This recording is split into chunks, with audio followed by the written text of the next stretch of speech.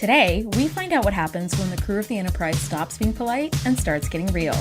We learn that people in the future shower with their clothes on, and we ask the question, what do drunk androids do on their off time? The answer? Tasha Yar. All that and more. Stay with us. Welcome to the TNG Podcast, the number one place in the Alpha Quadrant to geek out about all things Star Trek: The Next Generation. I'm your host, Shereese. And I'm Andrea. This episode, we're reviewing Season 1, Episode 2, The Naked Now. Super interesting name right off the bat. It's written by John D.F. Black and D.C. Fontana, directed by Paul Lynch. And the star date in this episode is 41209.2, which if we could talk about that for 1 second, what the heck the star date even means is just, it feels like it'd be so cool if it was actually something like calculable that we could apply, like what's our star date today? And if you want to sound really Trekky or nerdy or like whatever.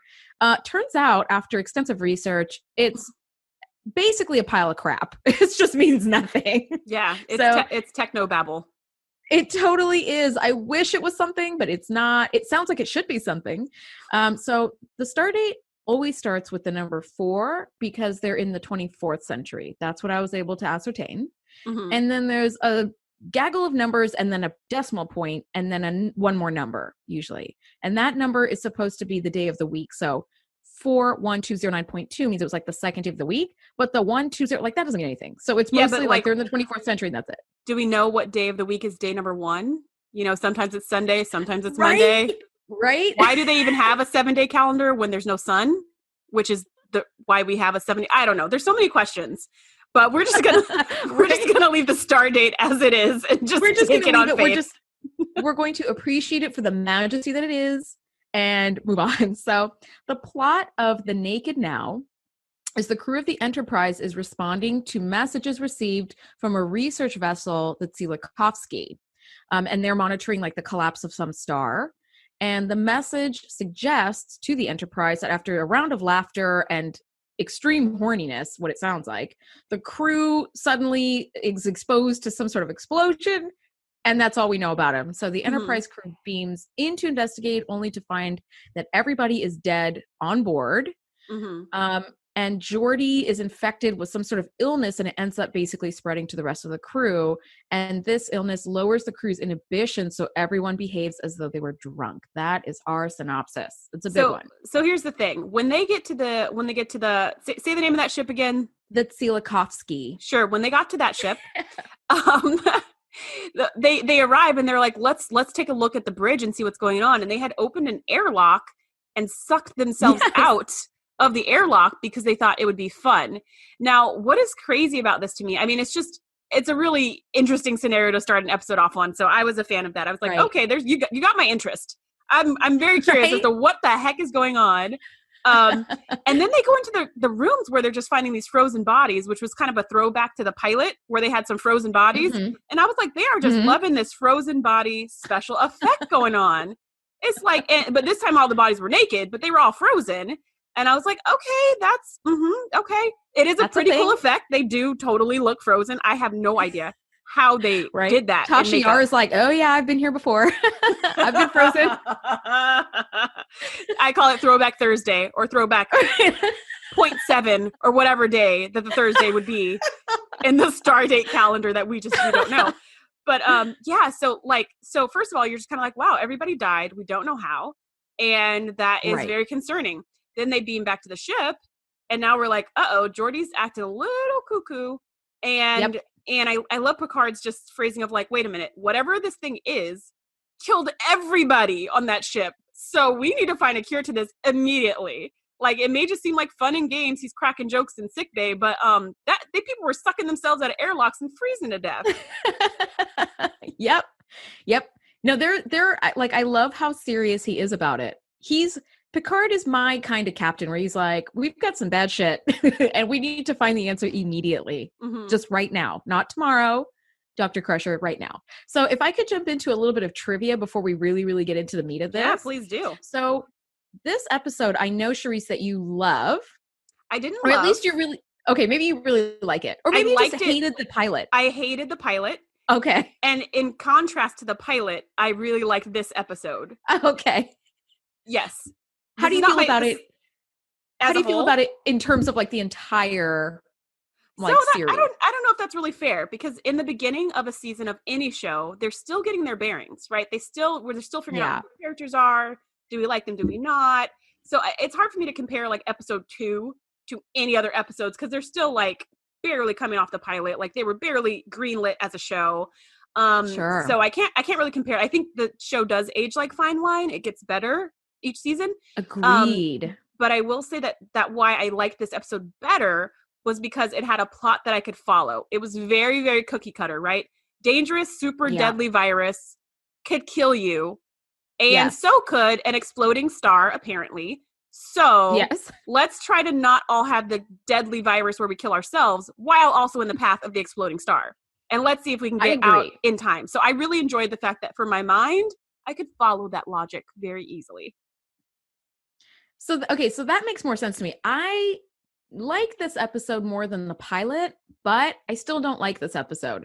And I like it for the reasons that you do, because it's got, a beginning, a middle, and an end, unlike the pilot episode, which is all over the freaking place. But this episode was rated, as far as I understand by my research, one of the lowest rated episodes of series history in TNG. And here's why. And I did not know this until I was doing this research for this podcast, but Gene Roddenberry wanted to include an episode that revealed the character's motivations, like to the audience really, really early on. So as a basis for this, I don't know why he chose this route, but as a basis for this, he turned to the original Star Trek series called The Naked Time and basically copied the episode exactly. That is so interesting, because they do mention that in the show, where Riker's like, I've heard this before. It's something that happened on the original Enterprise. And then Data looks it up, and I was like, I wonder if that was an episode from the original Enterprise. But since I haven't watched it, I didn't know. Yes, it actually was. And so the reason that it was rated really, really low among viewers was because here they are tuning into a brand new Star Trek, and it's episode freaking 2, and they're already lifting like almost verbatim like script from the previous series. And so the viewers are like, okay, I was excited for this, but you guys are showing me by episode 2, you're already out of content. So you're already looking in your archives to like, that's never a good sign. No. And so it seemed like they had nothing original to really say at the beginning. And so that's why it was rated really, really poorly. So viewers were just really dismayed by this because they thought they had nothing original to say.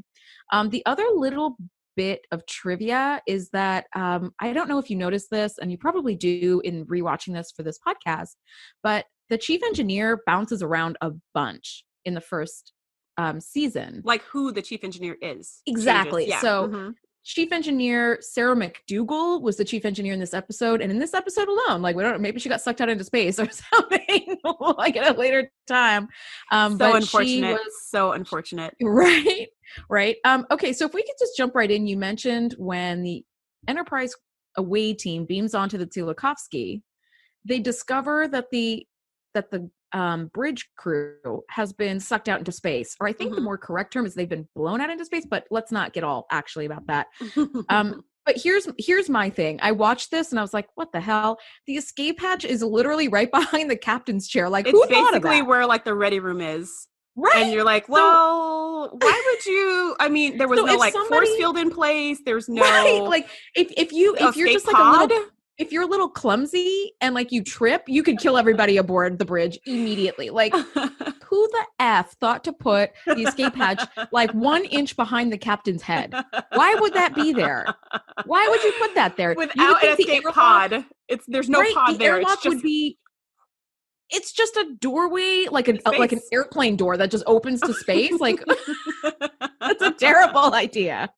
Okay, so let's get into more about the actual episode, though, because what we're talking about was literally like the first 10 seconds, but it really just made me think, like, what is going on in this world? Okay, so one of the things that I thought was really funny and kind of corny, but kind of awesome, was that whenever someone infected touched someone else, there was like a sizzle sound. And I was like, as a microbiologist, if only there was a sizzle sound every time a contagious pathogen was passed, life would be a different place. I mean, just think about STDs, think about the current coronavirus situation. We would never have to wonder. We would never have to guess. Yes, but Shereese, if an STD was going to be passed, the sex sounds would drown out the sizzle sound, I would think. This is true. And the Barry White in the background would just drown it right out. So STDs might still be a mystery, but the rest of the world, we would know. Or sex would be quieter. I don't know. But my point is if we had that sizzle sound, I mean, so much anxiety would be lifted because people would be like, you definitely have it. Like you heard the sizzle. You know what? I'm telling you, we are in the midst of coronavirus as we record this, and I'm going to the grocery store every now and then, definitely not as much as normally. In like mask and gloves and all that stuff, because I don't, want to catch this coronavirus. But if there were only a sizzle sound, I would know if I had gotten it or not. And then I wouldn't be as worried. That'd be great. That'd be so much easier. 100%. The sizzle sound cracked me up. It really did. I was like, oh, okay, now you have it. Although I just thought, how stupid do you think we are as viewers, where we might not notice that you guys are touching and then somebody's acting strangely, but whatever. I mean, I just think, clarity is king. And I prefer that they use the sizzle sound.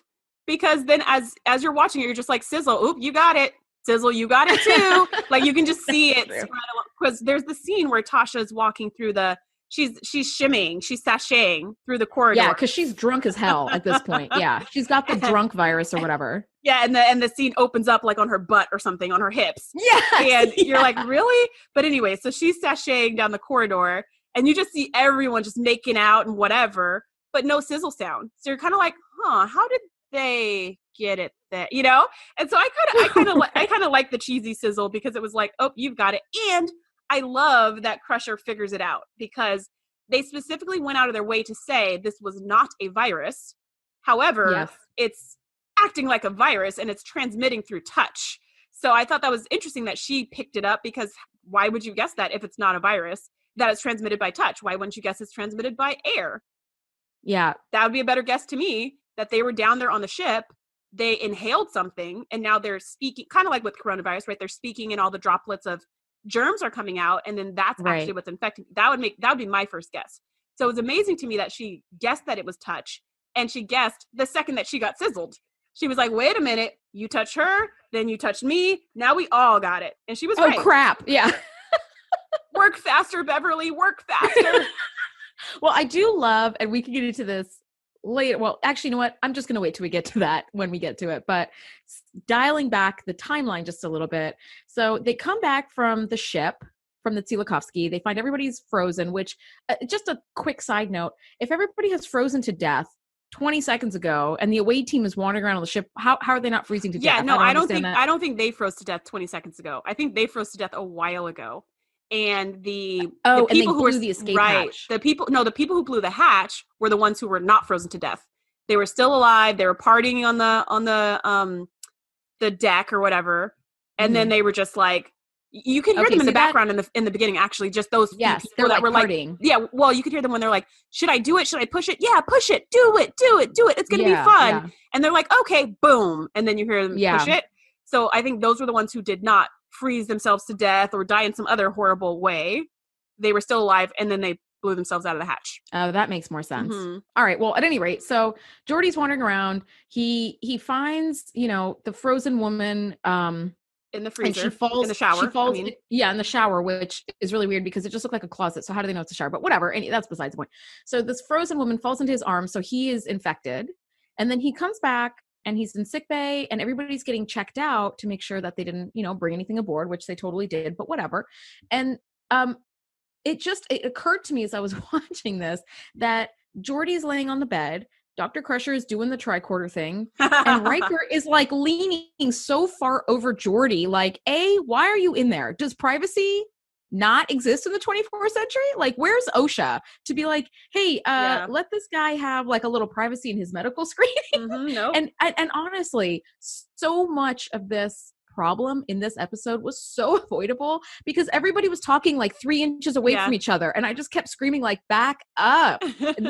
We're in the midst of coronavirus lockdown. And I'm like, social distancing. Like I'm yelling at the TV. You're going 6 feet, buddy, 6 feet. But had you seen this episode 4 months ago, you probably would have thought something a little different, right? You wouldn't have been like social distancing, everybody. I saw a friend post on Facebook today. He said, wow, in the last 60 days, suddenly every single person I know on Facebook has become a virologist and a microbiologist and an immunologist in just those 60 days. Like they're all experts, which is so hilarious. Because Well, it's true. Now we're more informed. now. Right. And We now do have everyone's a lot more of time informed. on our hands now, Shereese. We've all gotten our medical degrees while we've had this downtime. So Geordi has wandered off from sickbay, and his intoxication, and then subsequently all the other crew members' intoxication, is like the most cartoonish version of intoxication. Mhm. Geordi at some point is going, I feel like my body is heating up, and he's like grabbing his like insides. Like this is maybe how like a D-list actor would act having like stomach pain, but it's pretty funny because it was like spreading through this whole crew. So they're over, like when people are drunk, they're not just making out in all the hallways in every place of your workplace. Are you or sure? Like because that looks very convincing on the ship. I mean, and it was the second ship, actually the third ship, apparently, to be infected. Right? Apparently. Yeah, no, it was so cheesy. And the only way, by the way, this keeps spreading because Troy wants to be close to Riker because she's feeling overwhelmed by everybody's sexual urges. So she is like touching his neck and his face. And then, you know, Troy got infected because Tasha Yar was touching hands with her. And then Riker got Crusher infected because he touched her neck to get her attention. I'm like, first of all, this is the military, right? Like, we're all not just touching faces and touching our hand to someone's neck to be like, good morning. How are you doing today? It's such a gross like person. Also, this is episode 2. You're already going to horny, Gene Roddenberry? You're already defaulting to horny. That's it's true, but sex sales, right? 2. Yeah. Episode 2, he's like, you know what? I'm out of storylines. Let's just go straight to sex. Like, yep. It's always a good fallback. And what's funny about that is that it's not that kind of show. Like they don't repeat something like this.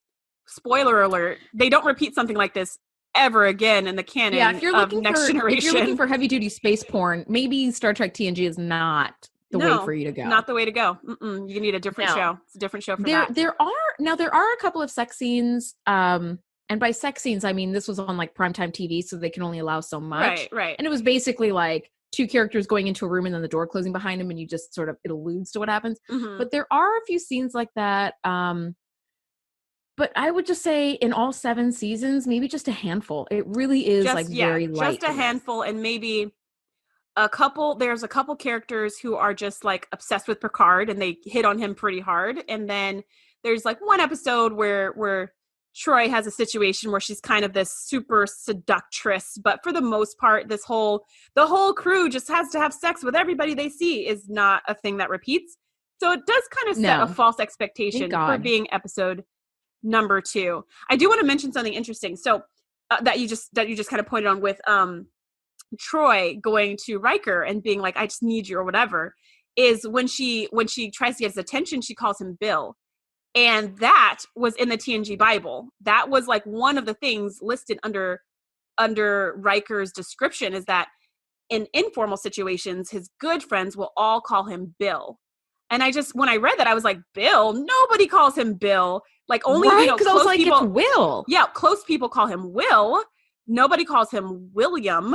And nobody calls him Bill. So I was like, okay, I guess they scrapped that part of the TNG Bible. And then she goes, Bill, I need you. And I was like, ew. Oh, somebody did say it once. I'm glad they switched that, because that is like, I don't like it. See, I actually just watched this episode and I heard her say Will. So, but I guess it was Bill. That's great. Yeah. If I would have heard that, I've been like, what?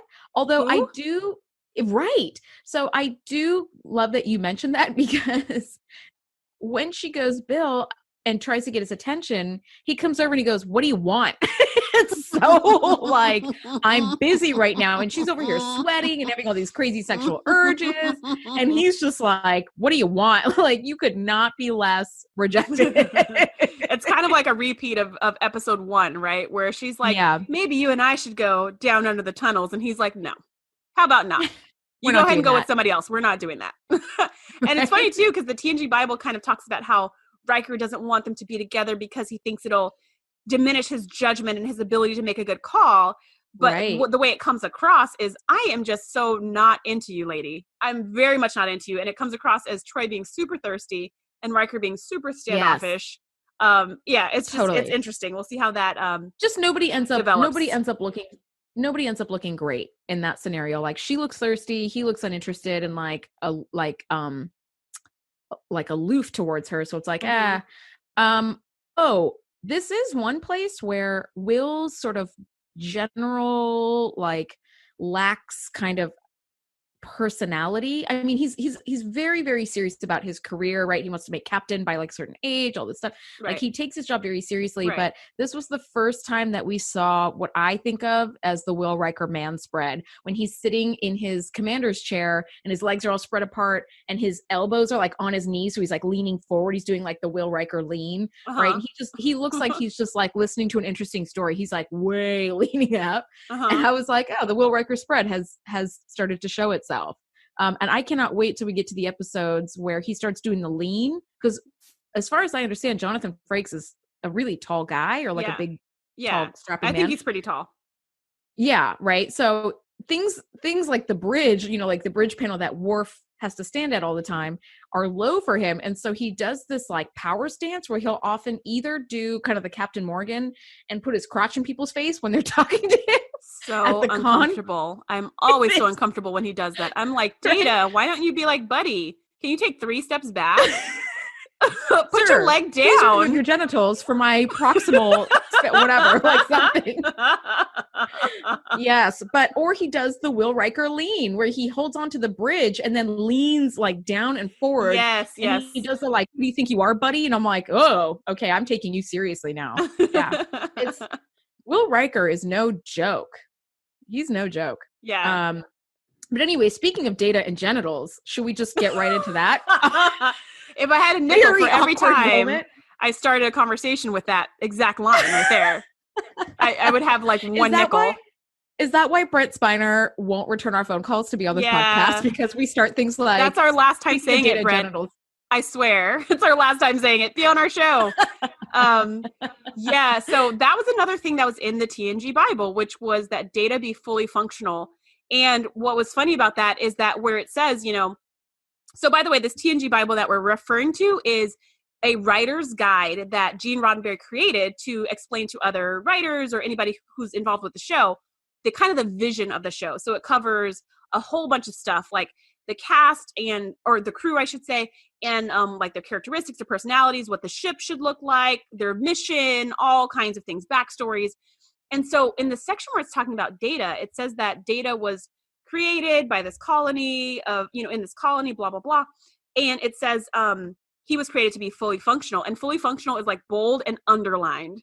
So I was like, clearly they wanted to explore the fact that he was fully functional at some point in this show. They needed to know. Yeah. So they were boldly going where no android has gone before, apparently. Yes. And the other thing that's interesting is when they describe what Data's character is supposed to kind of look like, the original idea was that he would be kind of like a Pacific Islander or more of an Asian descent, and that he would look completely interesting. Yeah, and that he would look completely human. That the only way, and it was supposed to fool like the best biologists, and the only way you could tell was like some special little test or something to find out that he actually wasn't human. So obviously they went in a totally different direction. They hired someone who is not of Asian descent, as far as I know. But Brent, when you're on our show, you can let us know if that's true. But yeah, and then they also made him look very robotic, right? They painted him, it looks white, but it's gold paint, but they painted him so that he looks kind of white with the green eyes. He looks very other, which I thought was an interesting. He looks very not human. He looks very not human, and I think that was a good call. I think it was better to make Data look non-human, so he's different from the start, rather than make him look exactly like everybody else. But we're also supposed to remember that he's not. Right. I think it just makes it a lot better. It does make it a lot more clear, but I can't tell you how cringy I felt watching that scene when he goes to check on Tasha and she's wearing next to nothing and asking him how fully functional he is. Mm-hmm. And he's sitting there going, fully. And I've been programmed with like many different techniques. And I was like, oh God, like, I don't need to know this, Data. I don't want to know this. And also, do you just keep the like normal, like blank face, or like, what do you do? Maybe he's programmed with appropriate responses as well. Maybe. I'm not sure. Hope so. I'm not Let's sure. Hope so. I guess I never thought that far. What happens when the doors close? I was just kind of like, that's weird.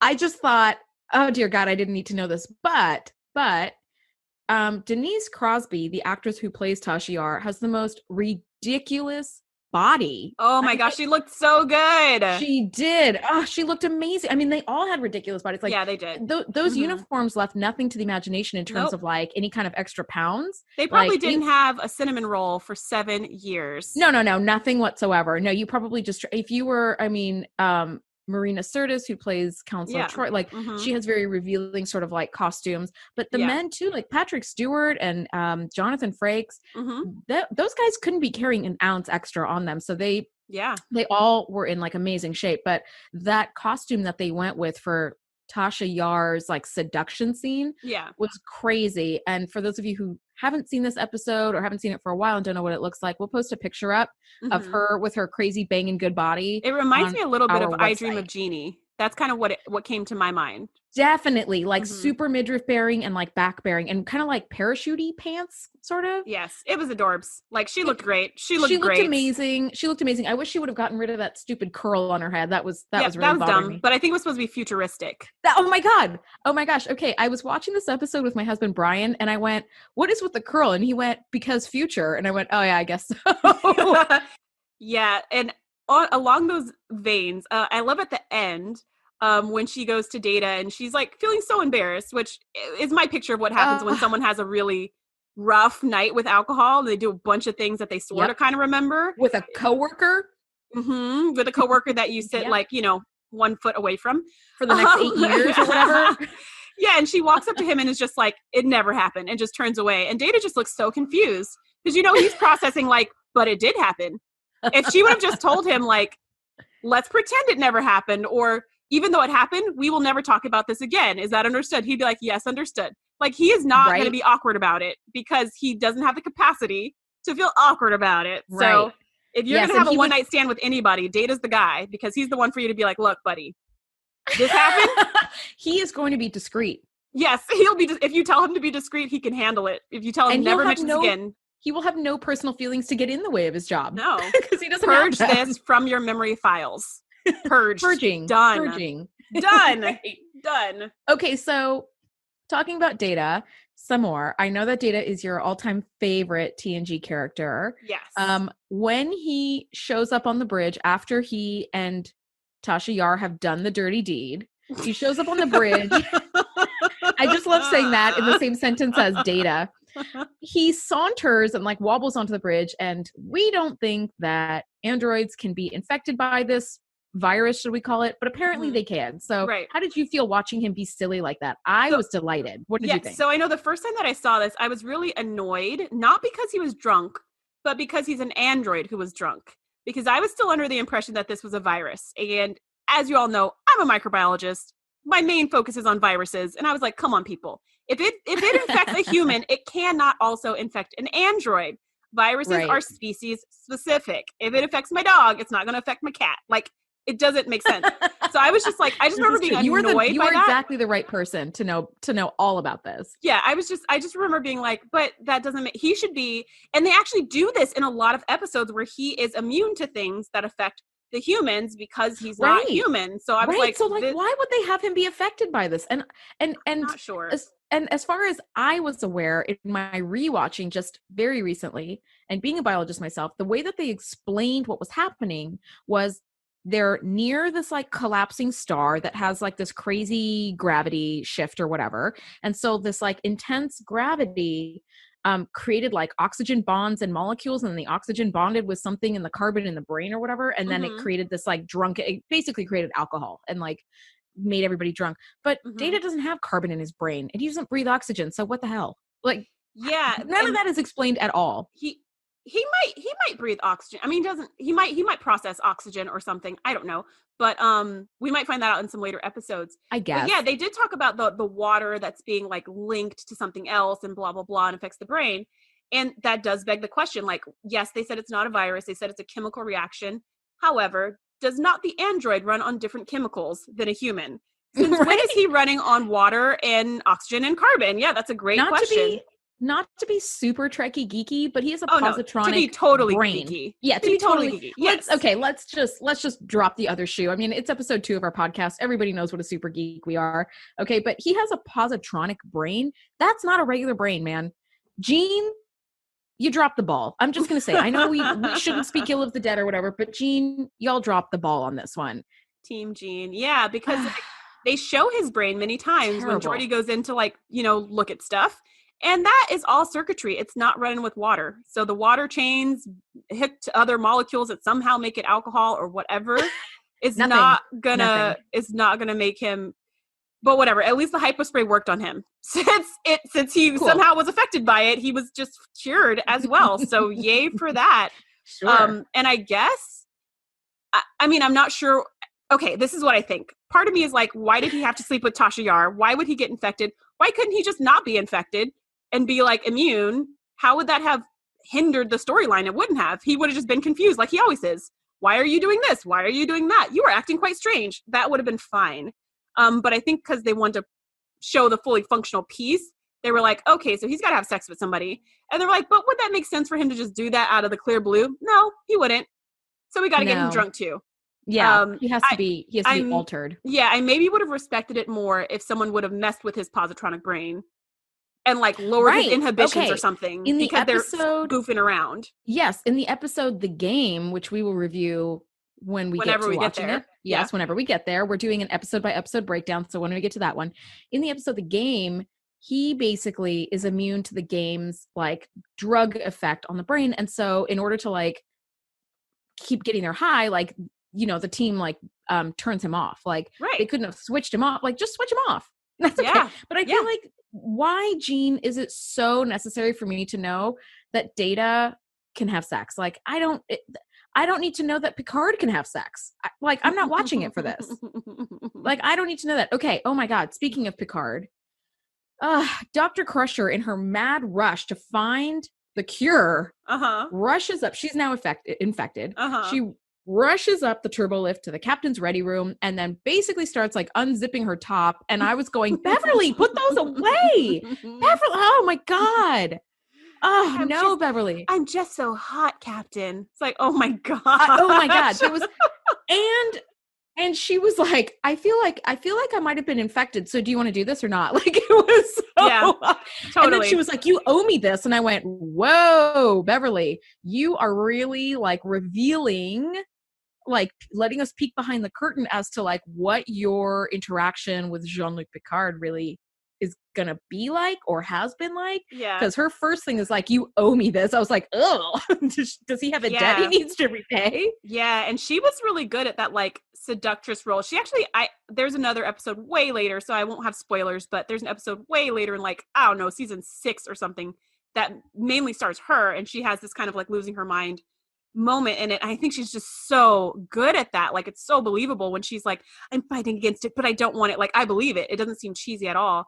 Picard on the other hand, not as smooth of an operator, right? Like he's no Will Riker. Let me just put it that way. Although Will was no Will Riker. Who, by the way, in this episode, I suspect that everybody got the hypo spray and got cured from this but Will Riker, because he ends up being this like sex maniac the rest of the series. 100%. He's like Mr. Charm. He goes from being this standoffish duty type person that he has been in episode 1 and 2 to like 007, where he's just betting every alien that he meets. Oh my God. Well, you know what? It's the beard. Jonathan, it's the beard. Perhaps. And he does not yet have the beard, so we might have to wait a couple seasons. He's still pretty baby-faced.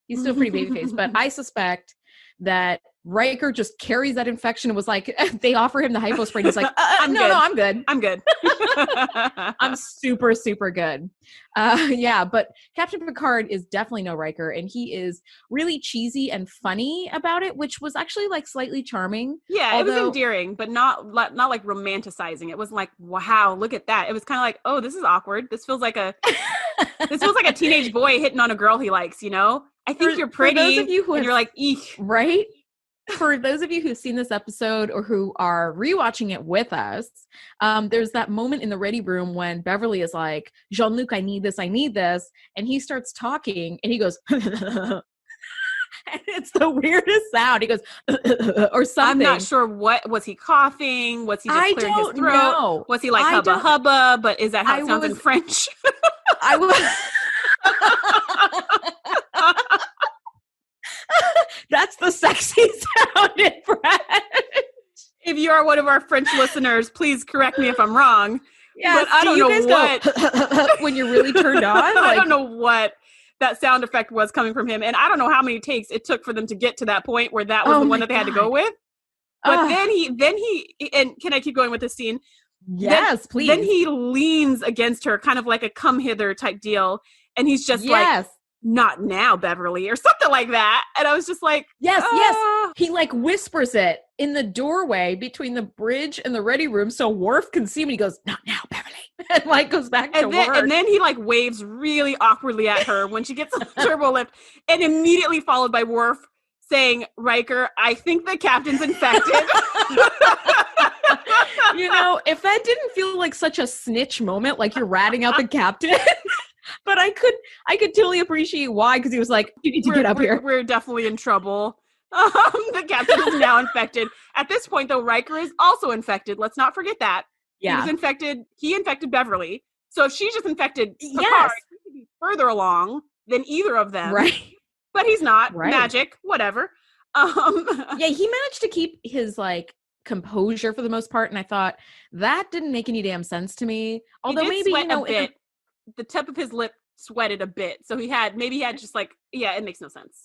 Because that guy that was like the helper in engineering got infected, and then like 40 seconds later he was just like a clown. Yes, the assistant engineer. Yeah, he was just like completely useless after like 5 minutes of being exposed by Wesley. Mm-hmm. But Will Riker was exposed for like 10 hours, and he managed to sort of. I just figured he's a big strapping man. He knows how to hold his liquor. Like he was able to keep his composure. Even when it's being like cross-linked in his brain, he still knows how to hang on. He still knows how to deal with that. Yeah, I'm not really sure. And then at the very end, this was so weird. I'm going to have to pay attention to see if this is how the rest of our episodes go for season 1. But at the very end, Picard says something like, "We will turn into a fine crew if we avoid temptation." And everyone looks around knowingly. God. And then they're like, engage or whatever. And I was like, was that supposed to be the moral of the story? Do we need to? And then I was like, does this happen in season 1? Do we always have a moral of the story at the end of every episode? I don't even remember that. You know what? That line made me go, what the hell? Because that's basically Dad of the whole ship going, it seems like we're going to have smooth sailing if everybody can stop boning. It's like, whoa, okay, like, wait a second. Wait, if nobody even starts, right? It's like, and I'm thinking, number one, don't the Starfleet, they're not cadets, the Starfleet officers, don't they take a commission for like 5 years or 8 years? They spend like multiple years on this starship. Like, you're telling me I can't have relations with anybody? Like, well, I mean, a lot. Keep in mind though, they have families on the ship, so their relations are fine. I think the temptation he was talking about was having sex with everything that moves. It was more that drunken orgy type thing going on, because it's a ship full of families. It's a ship full of hookups. Right. This is very like, this is normal and fine, which always throws me because for those of you who listen to the intro podcast, you'll remember probably that, or maybe not, that Voyager is one of my favorite Star Trek series in the universe. Mm-hmm. And they're like on a super deep mission. They are far away from home, and they don't have any families on board or children or anything like that. And so every time I watch TNG, it throws me off a little bit, because I'm like, oh my gosh, their kid's there. Or like, oh my gosh, their wife is there. Right. I'm always like, where are these people coming from? Oh, they're on the ship. Like, this ship is a family ship. There are tons of people. So I think hooking up is a lot more expected here. I suppose, which of course it makes perfect sense that it's a family ship, because you are the first in battle, the first to investigate questionable acts. Yeah. Just pile the kids and the wives and the husbands on board and just take them with us right into the heart of battle with the Borg. I mean, like, what? Again, we've talked about this, but what were they thinking? At any rate, I do like though that the children on board do allow the ship's entire look to have like a softer look. Yeah. The kids being on there, I don't really care about one way or the other. Like, oh, there are kids on board, okay. But the fact that Gene Roddenberry wrote in the writer's and director's guide, which we refer to as the show Bible, he refers to the set design as there will be families on board. So it's not going to be such a militaristic, like utilitarian only type of ship, like the original Star Trek series had the Enterprise look. So I do love the look. You know, there are like plants in the corridors sometimes and stuff. Like, it does feel much homier, which I love. I love that. Yeah, and the kids on the ship actually give room for some of the storylines that actually develop later on in the different seasons, right? They pull in the kids. One of my favorite episodes is called Rascals, which we won't be getting to until, season 6. So good, I don't know, 3 years from now or so. Oh my God. We'll stumble upon that episode, which kind of stars the children of the ship. So it does give them some more material to work with. Yeah, most definitely. It definitely does. And I do love... I don't remember what episode it is, but it's kind of down the line when they have Captain Picard Day and they have that little cute little banner that they like kind of write with markers and stuff. And it's super endearing. Yeah. And I did notice that at a much, much later episode from that one, that banner is still hanging somewhere that's like somewhat meaningful to Captain Picard. I don't remember if it was in his like quarters or his ready room or something. And he still had it. And I thought that was really, really adorable. But we'll get to that when we talk about those episodes. Yeah. So we've got some time. All right. Definitely. So as we wrap up this episode, is there any final thoughts that you have? Don't mess with the isolinear chips on the ship. Just leave them where they are.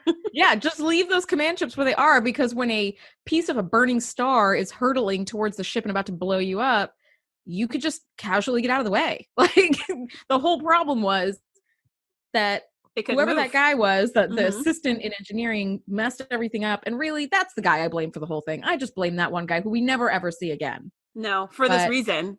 This is why we never see him again. He straight up got transferred. He's lucky. He could have gone out an airlock. And mad props to Wesley for pulling out all his like space physics ninja in the midst of him being drunk for the first time ever as a 13-year-old boy, but he still totally saved the entire ship. So, hey, pretty impressive. Yeah, he is. I think he was 15 or so, but yeah, it's that same thing. I mean, you're 15 years old and you saved 1,000+ people because that you sort of put in danger in the first place, though. Just saying. That is true. You kind of caused. You know what? Let's just call it a wash and just say it never happened. Which I have a feeling when we go to episode 3, it's going to be like, Wesley who? We'll just keep on going forward. This has been a pleasure. I think we have done it. I think we have wrapped up season 1, episode 2, The Naked Now. Thank you so much for listening to us. Please check us out on our Instagram, the TNG Podcast, our website, thetngpodcast.com, or email us with any questions, info@thetngpodcast.com. Shereese, do you have anything else you'd like to add? Yeah, the last thing is that if there was anything we missed that you wish we would have talked about, or anything that you loved from this episode, or anything that you despised, we want to hear that stuff too. So definitely hit us up on Instagram or shoot us an email. Join us next time when we review season 1, episode 3, Code Honor, which I gotta say, for me, is one of the most problematic episodes of the entire series. But we'll get into that next week. See you later. Bye. Thanks for geeking out with us. Be sure to join the crew at thetngpodcast.com to be the first to know when we do our live shows or host events exclusively for our members. We'll see you next time.